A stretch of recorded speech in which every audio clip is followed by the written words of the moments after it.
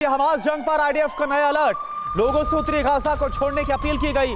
Gaza में दाखिल हो चुकी इजरायली सेना। हमास जमीन पानी से गाजा पर लगातार बमबारी हो रही है। रिहायशी इमारतों से हमास के हमले जारी हैं। आईडीएफ का ये कहना है लोगों को मानव ढाल बना रहे हमास। इजरायली डिफेंस फोर्स की तरफ से ये कहा गया।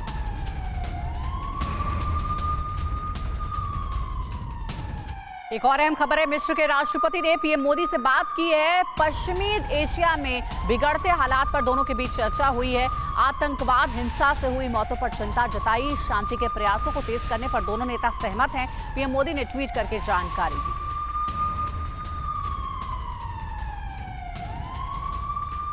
और देखिए फ्रांस से इस बीच बड़ी खबर आ रही है। फ्रांस में फिलिस्तीन के समर्थन में एक बार फिर से बड़ा मार्च हुआ। इस बार मार्सेले शहर में मार्च में सैकड़ों की संख्या में लोग शामिल हुए। गाजा पट्टी में तुरंत हमला रोकने की मांग की गई है। तस्वीरें भी आप देखिए।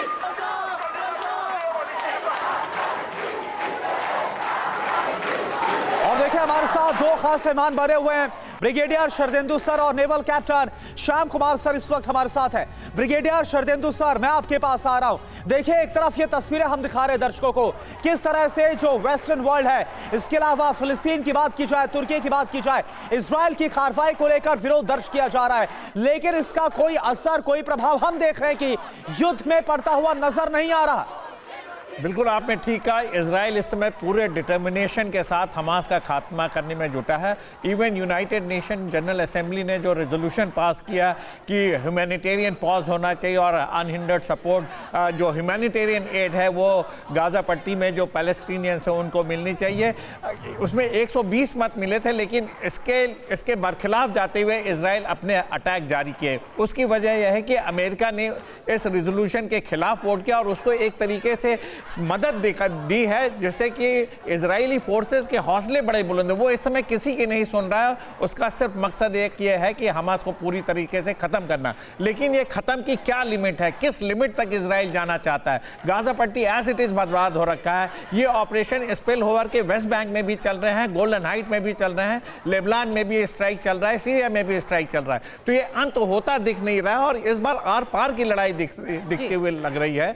और जब तक हमास का खात्मा नहीं होता और जिस तरीके से गाजा पट्टी पे lane to lane, strip to strip, अंत तक सदन गाजा तक इनके ऑपरेशन प्रोग्रेस नहीं करते हैं, तब तक ये युद्ध रुकने वाला नहीं है। और साथ में बंधकों का जहां तक सवाल है, इस तरीके का प्रेशर बिल्डअप किया जा रहा है कि हमास अल्टीमेटली बार्गेन टेबल पे आए और बताए कि किस हालात में वो बंधकों को छोड़ेंगे, जिससे कि उनकी जो डिमांड उसको माना जाए या ना माना। तो रख दी गई है हमास की ओर से कि फिलिस्तीनी कैदियों को छोड़िए और हम बदले में बंधकों को आजाद करेंगे। लौटेंगे आपके पास और अब आपको 3 तस्वीरें हम दिखाने वाले हैं जिसको लेकर कहा जा रहा है कि यह जंग विश्व युद्ध की तरफ बढ़ रहा है। हमास के लड़ाके जहां कहीं भी छिपे हों, इजराइल की फोर्स हमास के लड़ाकों को ढूंढकर खत्म करने पर आमादा है।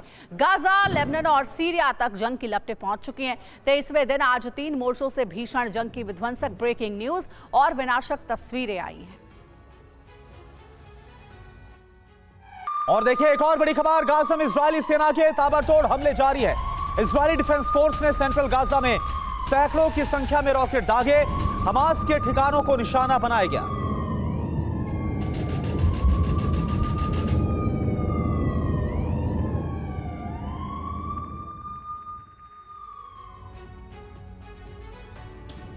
सायरन की आवाज लगातार बज रही है और हमले इसी तरीके से हो रहे हैं। देखिए कितनी खौफनाक ये तस्वीरें सामने आ रही हैं। कैप्टन श्याम ये हमारे साथ जुड़े हुए हैं। कैप्टन श्याम, मैं आपका रुख करना चाहूंगी। सैकड़ों रॉकेट से हमला, अभी तक हमने देखा कि गाजा पट्टी को जो तबाह किया गया है वो आईडीएफ की ओर से हवाई हमलों में ही किया। सबसे ज्यादा हवाई हमले हुए हैं। लेकिन अब खबर ऐसी है कि आईडीएफ अब गाजा की तरफ कूच कर चुकी है और अब ग्राउंड ऑपरेशन की तैयारी भी पूरी हो चुकी है हमास से निपटने के लिए। इसके अलावा कोई रुख भी नहीं है।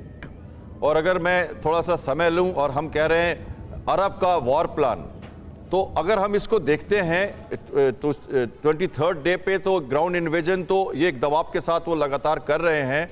लेकिन देखिए अब ये लड़ाई एक तरह से सीमित हो गई है पैलेस्टाइन और इजराइल के बीच में। और जो इंटरनेशनल एफर्ट्स चाहिए पीस प्रोसेस का, ये अरब प्लान जो हम देख रहे हैं या अमेरिका की जो रिस्पॉन्स देख रहे हैं, ये उतनी मदद नहीं कर पा रही। और लगातार प्रेसिडेंट जो प्राइम मिनिस्टर नेतन्याहू चाह रहे हैं कि डिले हो। तो ये टैक्टिकल सिचुएशन तो ये है कि ग्राउंड डिवीजन की तरफ बढ़ता दिख रहा युद्ध और मारामारी और बढ़ेगी। लेकिन ये 3 बातें मैं जल्दी से कहना चाहूंगा। कुछ दिन पहले एक टर्किश फ्लैग के साथ एक फ्लोटिला, एक शिप इंटरनेशनल वाटर में, जिसमें अमेरिकन भी थे, पूरे देश की कम्युनिटी थी, उन्होंने एक मार्च किया था पीस प्रोसेस के लिए और ये कहा था कि ये क्या हो रहा है, इससे तो हमारे संबंध अमेरिका के भी खराब होंगे अरब वर्ल्ड के साथ, जो सैंक्शन लगा रहे हो आप ईरान पे उस पर भी असर पड़ेगा, और म्यूट रिस्पॉन्स जो अमेरिका का है, बैक एंड फोर्थ कहना, कुछ भी नहीं करना, किसी भी अरब कंट्री का किसी तरह से कोई खास योगदान नहीं इस प्रोसेस में। वेनेजुला जैसा कंट्री जो अरब से बाहर है, 2008-9 में वो बाहर हो गया था इनके डिप्लोमेटिक इनक्लेव से, मोरक्को ने अपनी डिप्लोमेटिक इनक्लेव को तोड़ दिया और टर्की हल्ला कर रहा है, पर अरब कंट्रीज तो कुछ नहीं बोल रहे, अमेरिका कुछ नहीं कह रहा और चुपचाप 2 देशों की वार हो रही है। देखिए नेवल कैप्टन सर, हमास के खिलाफ ऑपरेशन चल रहा है, इजरायल को बदला लेना है, ये समझ में आता है, लेकिन कम से कम कोशिशें इतनी तो होनी चाहिए कि जो आम गाजावासी हैं, जो फिलिस्तीनी हैं, उन्हें एक सेफ शेल्टर, एक जगह मिल पाए, इस तरफ तो कोशिश होनी चाहिए। लेबनान बॉर्डर पर इजरायली सेना का बड़ा हमला हुआ। आईडीएफ ने, जो आईडीएफ लड़ाकू विमान है, उन्होंने हिजबुल्लाह के ठिकानों को निशाना बनाया। हमले में हिजबुल्लाह निगरानी चौकी तबाह हो गई। पिन पॉइंट अटैक से हिजबुल्लाह की पोस्ट तहस नहस हो गई। हिजबुल्लाह के कई लड़ाके मारे जाने का दावा किया गया।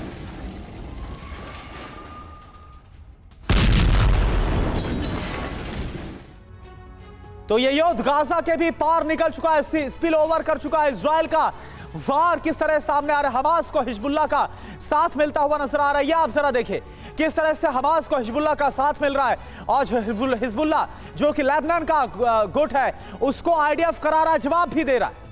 आईडीएफ को मिली बड़ी खुफिया जानकारी कि लेबनान सीमा पर हथियारों की तैनाती की गई है, साथ ही मोर्टार और एंटी टैंक मिसाइलों की भी तैनाती हुई है। इसके अलावा खबर यह है कि लेबनान में कई निगरानी चौकियां उड़ा दी गई हैं। हिजबुल्लाह के हथियारों के जखीरे का विनाश भी किया गया। शुक्रवार को भेजे गए आईडीएफ जवान जंग में डटे हुए, और जमीन, आसमान और समुद्र के रास्ते चौतरफा हमला लगातार किया जा रहा है। तो हमलों में कोई कमी नहीं हो रही है, और कहा यह जा रहा है कि इजराइल अब एक मजबूत रणनीति के साथ मैदान में उतर रहा है ताकि सबका मुकाबला कर सके। शरदेंदु सर, इससे पहले भी हमने बात की थी कि कैसे लेबनान और सीरिया पर भी अब हमले किए जा रहे हैं। इजराइल के पास इस वक्त सबसे बड़ी चुनौती क्या है, क्योंकि इजराइल ने खुद ये स्वीकारा है कि हमास से ज्यादा खतरनाक उसके लिए हिजबुल्लाह है। बिल्कुल आपने ठीक कहा, हमास का खात्मा से डायरेक्ट रिलेशन हिजबुल्लाह के ऑपरेशंस हैं, और इजराइल को इसमें कॉशनली ऑपरेशन लॉन्च करना पड़ेगा। जब तक ये हिजबुल्लाह तक सीमित है या आतंकवादियों तक सीमित है तब तक तो ठीक है। जिस दिन स्टेट प्लेयर की एंट्री होगी सीरिया और लेबनान की, तब ये युद्ध एक डिफरेंट लेवल पे जाता हुआ दिख रहा है। उस समय ईरान भी इसमें घुसेगा, उस समय इजिप्ट और जॉर्डन और इराक के जो है सेनाएं हैं वो भी इसमें आ सकती हैं, और ये बड़ा भयावह रूप ले लेगा। इसीलिए जितने भी अरेबियन कंट्री वो बड़े कॉशियसली इस अप्रोच को देख रहे हैं। जहां तक मेरा मानना है, इजराइल को जो ऑपरेशन लॉन्च करना होता है लॉन्च कर देता है, लेकिन अरब कंट्री के में आधे से ज़्यादा देशों में तो अमेरिका के बेसेस हैं, और वो खुल के सामने नहीं आ पाते। फ़लस्तीन के ह्यूमैनिटेरियन एड की बात करते हैं, लेकिन एक्शन में वो तब्दील होता दिखता नहीं है। 120 देशों ने जनरल असेंबली में ह्यूमैनिटेरियन एड और ह्यूमैनिटेरियन पॉज की बात की, लेकिन ग्राउंड पे क्या हुआ? कुछ नहीं। इजराइल अपने तरीके से स्ट्राइक कर रहा है, और इस बार वो डिटरमिन्ड है कि पूरा हमास। हालांकि हिजबुल्लाह से अगर ये युद्ध और तेजी के साथ बढ़ता है तो क्या यह आसान हो पाएगा इजराइल की तरफ से अलग अलग फ्रंट्स पर एक साथ युद्ध लड़ना? इस पर ही बात करेंगे। हमास का भी इजराइल पर पलटवार जारी है। हमास ने तेल अवीव पर दागे सैकड़ों रॉकेट हमले से सैकड़ों गाड़ियां जलकर खाक हो गई। हिजबुल्लाह पर इजरायली वायुसेना का पलटवार, हिजबुल्लाह के ठिकानों पर ताबड़तोड़ हमले। लेबनान में हिजबुल्लाह के ठिकानों पर हमले किए गए। लेबनान से हिजबुल्लाह ने दागे थे 3 रॉकेट।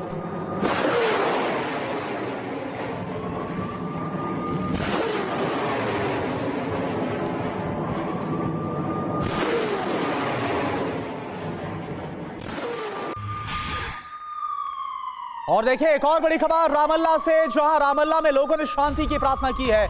युद्ध में मारे गए लोगों की याद में शांति सभा की है। फिलिस्तीनी झंडे और मोमबत्तियों के साथ ये प्रदर्शन किया गया। रामल्ला की तस्वीर हम आपको दिखा रहे हैं। फिलिस्तीन में अभी तक 7,700 लोगों की मौत हो गई है, और वेस्ट बैंक के ये तस्वीरें जहां पर, हालांकि वेस्ट बैंक में भी इजरायली डिफेंस फोर्स का ऑपरेशन जारी है, लेकिन आप देखें इसी ऑपरेशन को लेकर खास तौर पर जो गाजा में मारे जा रहे लोग, इसके खिलाफ फिलिस्तीनियों ने प्रोटेस्ट किया रामल्ला में।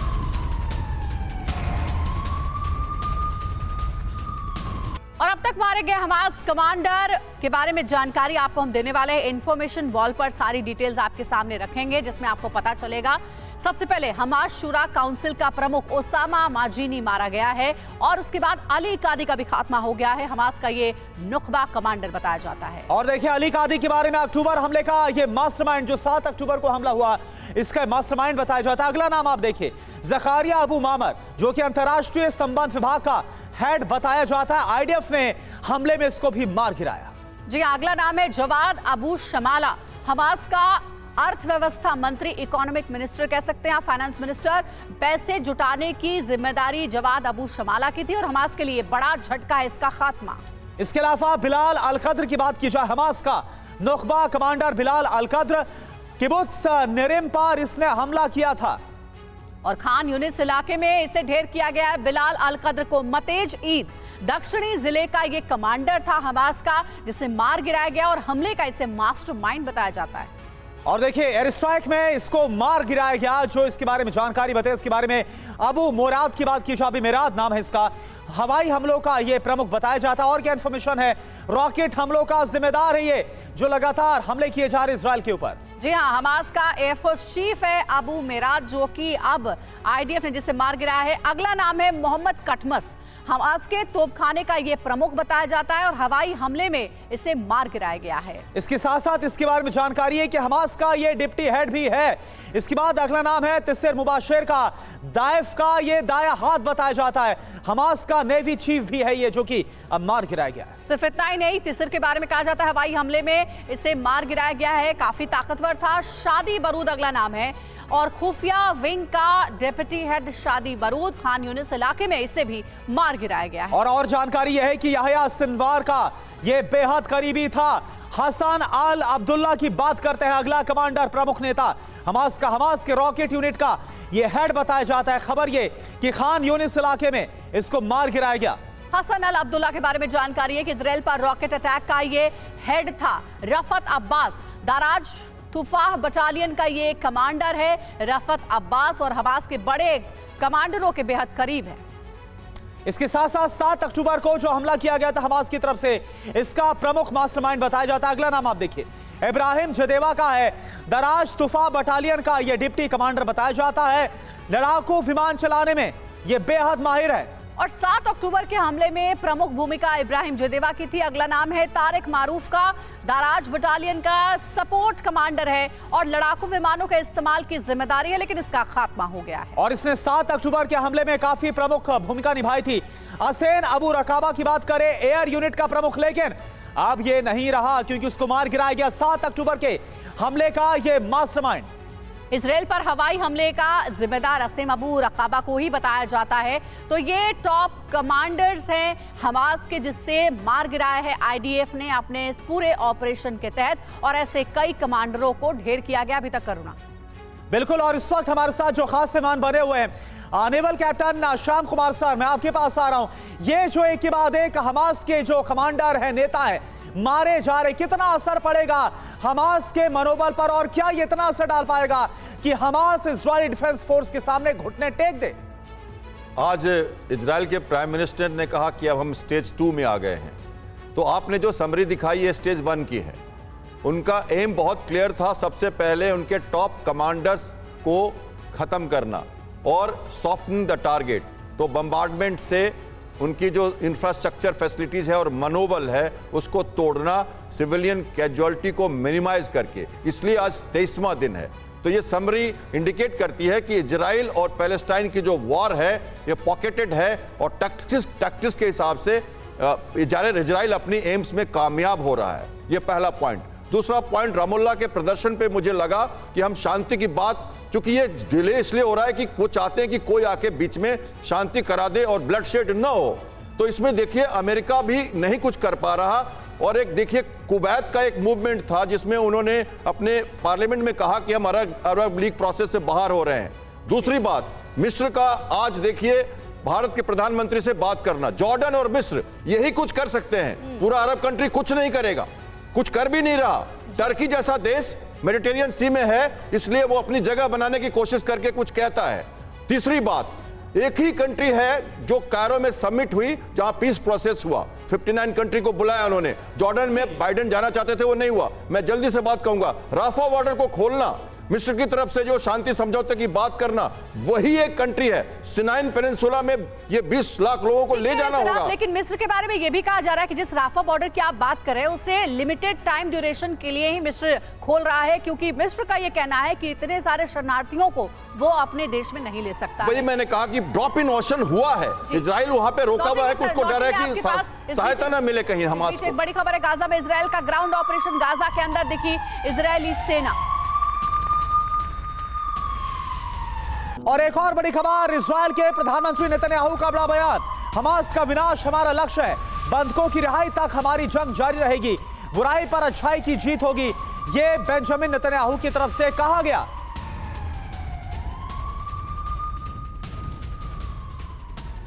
तो नेतन्याहू ने शपथ ले ली है। क्या शपथ ली है ये आपको बताएंगे डिटेल में इंफॉर्मेशन वॉल पर। बुराई के विरुद्ध मानवता का युद्ध, नेतन्याहू कहते हैं हमारा दूसरा स्वतंत्रता संग्राम है ये। और क्या बोल रहे इजराइल के प्रधानमंत्री, हमास को हिमाकत लायक छोड़ेंगे नहीं बख्शा जाएगा, दोबारा से हमले की जरूरत नहीं करेंगे। बंधक रिहाई की पेशकश मनोवैज्ञानिक दबाव है। नेतन्याहू ने कहा कि इजरायली कैदियों को छोड़ने को लेकर के जो शर्त रखी गई है उसके बारे में ये बयान उन्होंने दिया।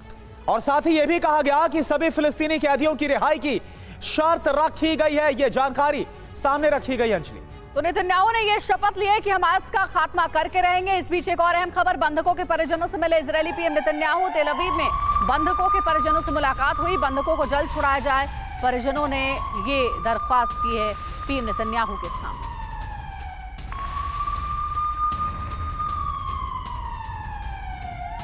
और ये देखिए तस्वीरों में आप देख सकते हैं, दरअसल इजराइल के प्रधानमंत्री नेतन्याहू ने मुलाकात की है जो बंधक बनाए गए उनके परिजनों से, और बातचीत हुई है जिसमें परिजनों ने ये रिक्वेस्ट की है कि जल्दी से बंधकों को छुड़ाया जाए। और देखिए एक और बड़ी खबर आ रही है परिवार वालों से मुलाकात के बाद। इजराइल के प्रधानमंत्री बेंजामिन नेतन्याहू ने क्या कहा, बंधकों की वापसी के लिए लगातार हमारा प्रयास जारी है, हर विकल्प का इस्तेमाल हम करेंगे, हर विकल्प का इस्तेमाल करेंगे, ये बात कही गई है बंधकों की रिहाई को लेकर। यहां तक कि रूस से भी इजराइल की तरफ से बात की गई कि जो बंधक वहां पर फंसे, क्योंकि रूस लगातार फिलिस्तीन और हमास के संपर्क में है, और कुछ रूसी नागरिक भी इस वक्त बताए जा रहे जो कि फंसे हुए हैं गाजा में। ब्रेकिंग न्यूज आ रही है, आईडीएफ ने बंधकों के परिजनों से बात की है। 230 बंधक परिवारों से बात की गई। गाजा पट्टी में बंधकों के होने की खबर मिली है, बंधकों का आंकड़ा अभी साफ नहीं हुआ। आईडीएफ ने कहा बंधकों की संख्या ज्यादा भी हो सकती है। 4 बंधकों को हमास रिहा कर चुका है। तो इजराइल का जमीनी ऑपरेशन जो शुरू हो गया, हमास का क्या अब इसी के साथ अंत होगा? इसी ने स्क्रिप्ट लिख दिया, आप जरा देखिए। तमाम पॉइंटर्स इस वक्त बिग वॉल ग्राफिक्स के जरिए आपके सामने। इजराइल का गाजा के लोगों को साफ संदेश दिया गया है, उत्तरी गाजा छोड़ दो, आप तुरंत निकल जाओ, क्योंकि यहां पर मेजर स्ट्राइक्स अब संभव है। जी हां, दक्षिण की ओर जाने का फिर से फरमान जारी किया गया है और आईडीएफ का ऑपरेशन जारी रहेगा। आईडीएफ ने यह क्लियर किया, हमने युद्ध का एक स्टेज क्रॉस कर लिया है। और क्या इंफॉर्मेशन आ रही है? इजराइल के रक्षा मंत्री का बहुत बड़ा बयान भी सामने आ रहा है। वो क्या बोल रहे हैं? ओयाव गैलेंट बोले हैं कि गाजा में धरती हिल गई है। गाजा से संपूर्ण सफाया करने का प्रण लिया है आईडीएफ ने। मोबाइल और इंटरनेट इंफ्रास्ट्रक्चर भी वहां पर ध्वस्त हो चुका है। तो इजराइल का जमीनी ऑपरेशन, जिसमें कहा जा रहा है कि इस बार हमास का अंत होकर रहेगा। एक और बड़ी खबर है, गाजा में आईडीएफ ने फहराया इजरायली झंडा। इजरायली सेना ने पहली बार झंडा फहराया। झंडा फहराने का वीडियो वायरल हो रहा है। गाजा में आईडीएफ का ग्राउंड ऑपरेशन तेज हो गया है।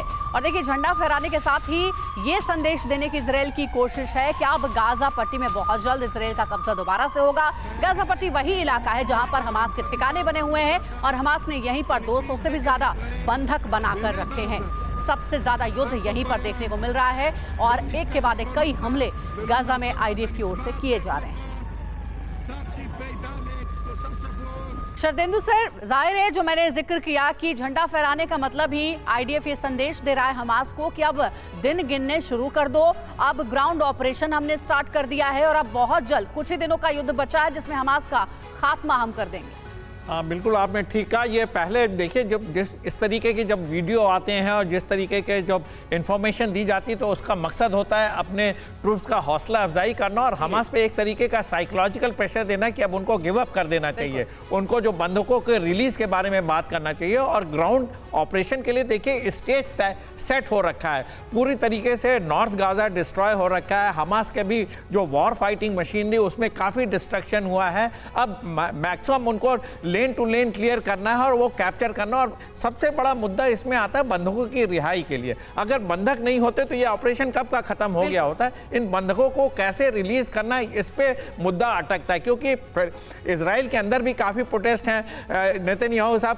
बंधकों के परिजनों से भी मिले हैं, अमेरिका का भी प्रेशर और कई तरीके से बंधकों को रिलीज कराने के लिए पूरी जद्दोजहद चल रही है। इसलिए ग्राउंड ऑपरेशन डिले। लेकिन बिल्कुल सर, ये आपने बिल्कुल सही कहा कि इसका एक मनोवैज्ञानिक जो असर है, साइकोलॉजिकल प्रेशर, वो हमास पर पड़ता हुआ नजर आएगा।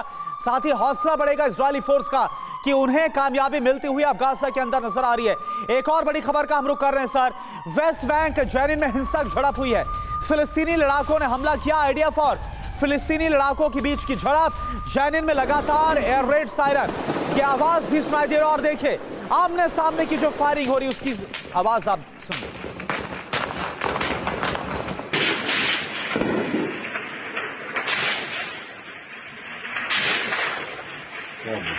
صابر هاي كلب الضعف طابن جمل كبير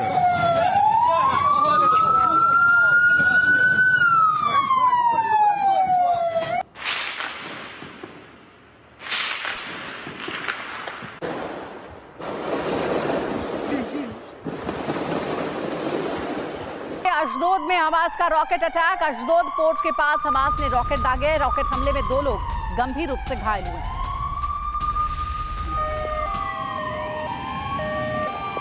तो इजराइल के अशदोद में भीषण रॉकेट हमला किया है।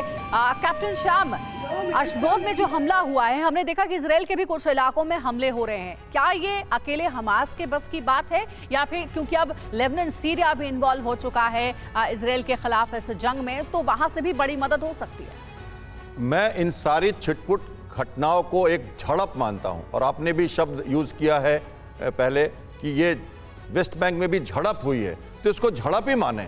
मैं पहले दिन से ये कह रहा हूं और आज भी ये कहता रहूंगा। लड़ाई सिर्फ इजराइल और पैलेस्टाइन के बीच हो रही है। आप पूरी तरह से देख लीजिए, मैंने आज भी सुबह से कहा है, पूरा वर्ल्ड एक तरह से म्यूट हुआ है, कुछ नहीं कर रहा कोई। 3 प्रोसेस जो मैंने बताए वही हो रहा है। चाहता क्या है इजराइल? बहुत टफ पोस्चरिंग है प्रधानमंत्री के उनके। हमें हमास मुक्त गाजा चाहिए, हमें टेरिटरी नहीं चाहिए। तो प्रश्न यह है कि प्रिजनर के साथ अगर यह समझौता हो भी जाए, हॉस्टेजेस वापस आ भी जाएं, तो फिर हमास क्या करेगा आगे? उन्होंने तो अपना जामा जो टेरर का है वो दिखा दिया है पहले दिन 7 अक्टूबर को, तो आगे गाजा को क्या होगा? तो इसलिए यह प्रोसेस कहीं नहीं जाने वाला। हमास को मुक्त करने के लिए उन्हें कार्रवाई करनी पड़ेगी और या तो अरब वर्ल्ड और अमेरिका या वेस्टर्न कंट्रीज इसको उस प्रोसेस में लाके खत्म करें, हमास को हटाएं। लेकिन कम से कम अभी तो ऐसा होता नजर नहीं आ रहा है कि कोई शांति वार्ता आगे बढ़े या किस तरह से यहां पर शांति कायम हो, क्योंकि अभी ये ठान रखा है इस्राइल ने, बेंजामिन नेतन्याहू ने, कि जब तक हमास का खात्मा नहीं होता संपूर्ण, तब तक हम रुकेंगे नहीं। आप दोनों का सर बहुत बहुत शुक्रिया हमारे साथ विस्तार के साथ एक्सप्लेन करने के लिए, चर्चा करने के लिए।